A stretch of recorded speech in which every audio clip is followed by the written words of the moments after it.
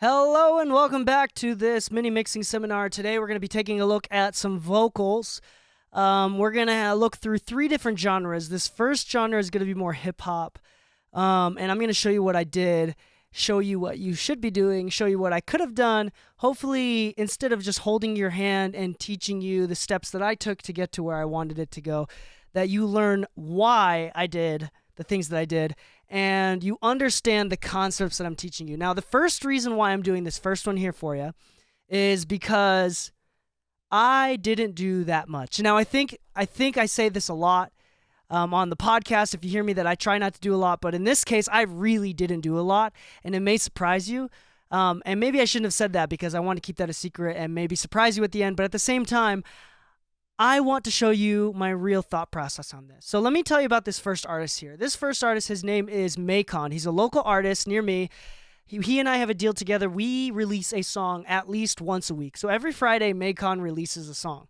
Now you can reach out to me and I can give you his contact info, whatnot. But more importantly, the way that he and I work together is that he produces his own beats, makes his own beats, and or very, very, very rarely has someone else produce it for him. But then he takes the beats, he records the vocals at home. Most of the time, it's been in a less than ideal recording environment, microphone, and situation, but it's my job to make it sound good. And that's kind of what we agreed upon. That's our workflow. And more importantly, the deal is most of the time we have recorded here in the studio, but he likes to mix it himself. Now, he doesn't mix it totally by himself. He sometimes doesn't mix it at all and just asks me to do it from scratch. He sometimes mixes it the best he can to see how much he's improved, if he's gotten better, because he's always trying to learn and improve. And sometimes he just does everything and I don't need to do anything. So in this case, I've taken all of the stems and bounced them down into 2 tracks. So when you pull up the practice session, you'll see 2 tracks. You'll see maybe a third track. You'll see the beat track. You'll see his vocal tracks, which includes effects, etc., etc. And you'll also see my mix, my final mix down. Now, the thing with his vocals is when I said he included the effects, I mean everything. So in this case, I think he included some EQ, some compression, some reverb, and delays. Let's take a listen to just the raw vocals by itself. So let me switch over here. So now you should be able to see my Pro Tools session. Now, the only difference is that you won't see this mix bus here. I'll show you that a little bit later, but you'll see these 3 tracks. So I'm just going to play a little bit of the vocal only by itself.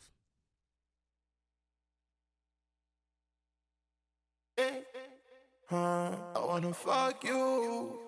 Ooh, ooh, ooh. Been a long time since I got you with. And I broke your heart, guess that's what I get. It's getting cold in the city now. Feelings are no hope in the city now. Pull up on me if you wanna, Fuck you till the morning if you wanna, It's simple, it's easy to get mad at me for something that I did back in 2016. I done really fucked things up, that's why I lost my queen. Sweet. So you can hear that the vocals have some EQ, have some compression, and it has some delay and some reverb type stuff, some effects. That's what he sent me. In this case, that's what he sent me. He sends me everything stemmed out sometimes. It depends on his mood. It depends on how he's feeling it. My job, in his case, is to make him feel better about his music. So, and we say that pretty forwardly. Like, he knows exactly. My job is to kind of be his therapist to a certain degree. Tell him that he's good enough. And so sometimes he feels good about the mix that he did. Most of the time, he doesn't, or whatever, right? So in this case, I have this vocal with all this EQ compression on it. And so first off, right off the bat, what this means is I actually really like when he does this. 1, because it saves me time so I don't have to do as much. And 2, he's throwing in his taste. A lot of mix engineers, a lot of these people will say, hey, throw off all the plugins. Let's start over from scratch. Let's take everything off. In this case, no. Most of the time, 90% of the time, I actually want all of the plugins on there. Preferably so I can bypass them and whatnot. But if it means printed onto there, that means it's printed on there. Because especially if it's coming from a producer or the songwriter where they're a big part of the production, I want to add to it and enhance it. I don't want to change it most of the time. So I respect the rough mix, and in this case, I'm respecting the rough mix by not changing it originally. So I'm not going to go back and say, hey, Macon, you need to give me raw everything. Nah, it sounds good. This is totally workable. There is some stuff that I'm hearing that I want to get rid of, but let's look at that. So right now, here's the vocal and the beat, just raw. And I broke your heart, guess that's what I get. It's getting cold in the city now. Feelings on no hope in the city now. Pull up on me if you wanna it. Fuck you to the money if you want it. So that sounds good, and that's kind of where we're going to be. So let me pull up my vocal, and I will surprise you here. I did literally 2 things. Now let's hear the difference. And I broke your heart, guess that's what I get. It's getting cold in the city now. Feelings on no hope now. Pull up on me. And I broke your heart, guess that's what I get. It's getting cold in the city now. Feelings on no hope now. Pull up on me if you wanna it. And I broke your heart, guess that's what I get. It's getting cold in the city now. Feelings on no hope in the city now. A little bit of a de-esser. A little bit of an EQ. It's getting cold in the city now. And let me play my master. Pull up on me if you wanna it. And I broke your heart, guess that's what I get. It's getting cold in the city now. Feelings on no hope. Nice and distorted, nice and fat. That's kind of what we agree upon. That's our sound that we like to have. And I broke your heart, guess that's what I get. Cold in the city now. Feelings on no hope in the city now. Pull up on me if you wanna. And I broke your heart, guess that's what I get. It's getting cold in the city now. Feelings on no. So I did very, very little. Now let's listen to what these frequencies have to offer. And I broke your heart, guess that's what I get. So I'm taking out the low end. Feelings on no hope. Taking out a little bit of that room, that little bit of that. Take out that room and nasally. Look like there's some pokey frequencies here. Now, you'll see there's a general slant. So it shows this better in a Logic EQ. Unfortunately, I'm not going to pull up Logic real quick. But if I dip out, let's say I want to share with you the idea of boosting the highs by cutting the lows. So if I take a low shelf and I cut out all the lows and I boost the volume so the cut is equal to 0, that means I just boosted the highs. So does that make sense? So when I cut out the lows, I'm, to a certain degree, kind of boosting the highs. Now, just like compression, it's not really compression unless you make up the gain, and then it makes it squishy, right? So if you do just compress it, it's just going to turn it down. So if I just EQ it out, it's just going to turn it down. But if I were to raise the volume up, then it actually boosts the highs. So, and then I emphasize this part of his vocal. I guess I wanted this part to be a little bit more pokey. Usually I don't boost this part. Usually I cut this part, but I guess in this song it sounds good. It looks like I did a little bit of de-esser here, a little bit. One of the most common mistakes I hear is people de-ess a little bit too much. Listen to the song Charlie Puth's Attention, and then listen to also Tory Lanez's Fargo Splash. You'll kind of hear how much flexibility of high end that you have. Now, Tory Lanez is notoriously stupid bright. It'll chop your head off. But you'll kind of get the idea how much de-essing is necessary, which to a certain degree is actually not that much, not as much as you think. Because most of these playback systems will not have the high-end reproduction that studio monitors have. So on the AirPods, on my speakers, on my ATCs, the AirPods, or Tory Lanez music is going to blow my head off. It's crazy. It's so high. It's so bright. But on my AirPods, Tory Lanez sounds amazing. Charlie Puth's Attention, like it might be a little bit too much of the S, but Manny Marroquin really knew what he was doing. It sounds amazing. It's perfect for that song. Now, that being said, I'm not saying don't de-ess, but in this case, I didn't use that much. So one more time, let's hear the difference. So here's on. Here's off. What do you hear? Here's on. Pull up on me if you wanna. off. Now, the thing that I hear is more clarity. I'm actually losing just a little bit of volume, but I'm also hearing it. You'll see me do this a lot. I'm making it poke through the mix a bit more. I'm making it pokey. I'm making it cut through in frequencies that vocals cut through well on, which is usually the upper mid range.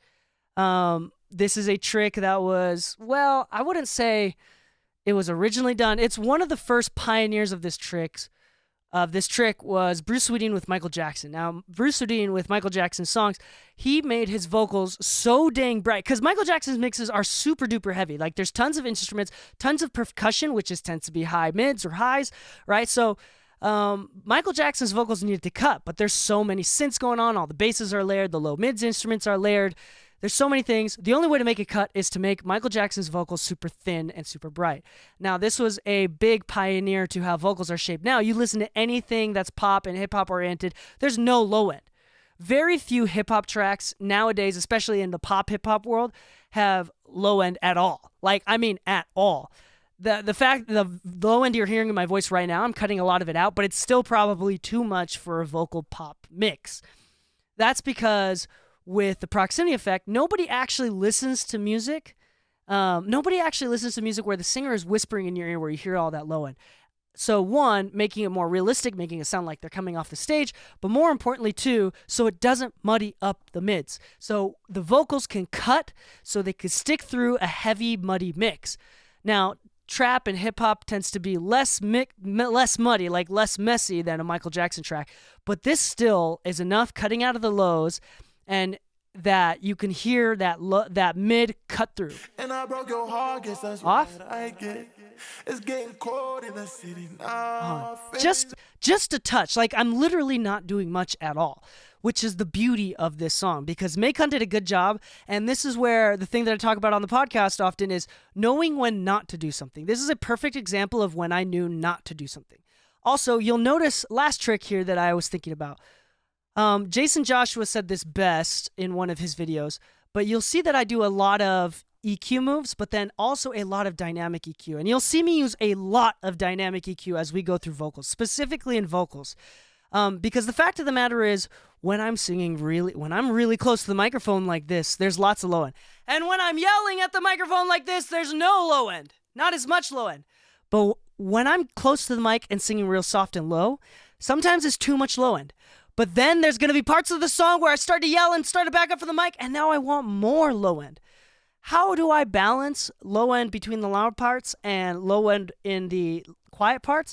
It's with the dynamic EQ, letting it do the work for you, letting it know, okay, this, I want you to cut it out. I want you to work with the song. I want you to breathe with the song. I don't want you to cut it out all the time. I want you to cut it out with the song. Now, it's not as effective or it's not as obvious as just a cut in the EQ, but I do a combination because FabFilter is awesome. You don't have to use FabFilter. You can use Neutron. You can use a lot of Waves plugins that do this. There's not a specific plugin that you need to do this with. It's just that I really like FabFilter because I can cut just like with Neutron can do this as well. I can cut and then add an extra band for dynamics. Now, I love this, and it makes me really happy that now it breathes with it. You see it's moving. It's not. See, look at that. This mid-range wasn't moving when the bottom was moving. It's all separate. It's breathing with the song. It's working with the song. So now that I've gone through this with you a little bit, I want you to download these two files. I want you to listen to them. I want you to mix them down don't watch my video again. Don't watch my video again until you've done it. And also, I want you to mix it down in two different ways. One, I want you to use I want you to use a bunch of different plugins. I want you to do better. I want you to not enhance it. I want you to change it. And then do a second way where I just want you to enhance it. Whether that means just take it away, whether that means adding things. The best that you can, compare those two with mine. But more importantly, as you compare yours to mine, and as you listen to yours and compare yours, how does your vocal vibe with the track differently from my vocal vibing with the track? Now, it's going to be the same notes, the same exact reverbs, the same exact everything. I mean, I guess you can add reverbs and stuff. That this is more about compression EQ. How does your mix change the vibe? And the one thing that I didn't talk about is volume. So with the volume of the vocals, I want you to hear the vocals, and I want you to tell me where you put the volume. Think about where you put the volume of the vocals. Is it on top of the vocals? Is it in the mix? Is it below? How it changes the vibe, how your EQ changes the vibe, everything changes the vibe, and then watch the video again and see what I did. My answer, my mix is not right. My mix is my interpretation, and you will have different interpretations. But your mix is wrong if it's distracting, if you changed it too much from the artist's point of view. Right? Especially because we're mixing. Now, if people are hiring us as producers, we have a lot more flexibility of what we can do, adding a shit ton of reverbs and effects and cool little delays and copy and pasting this to do like little ad libs and stuff.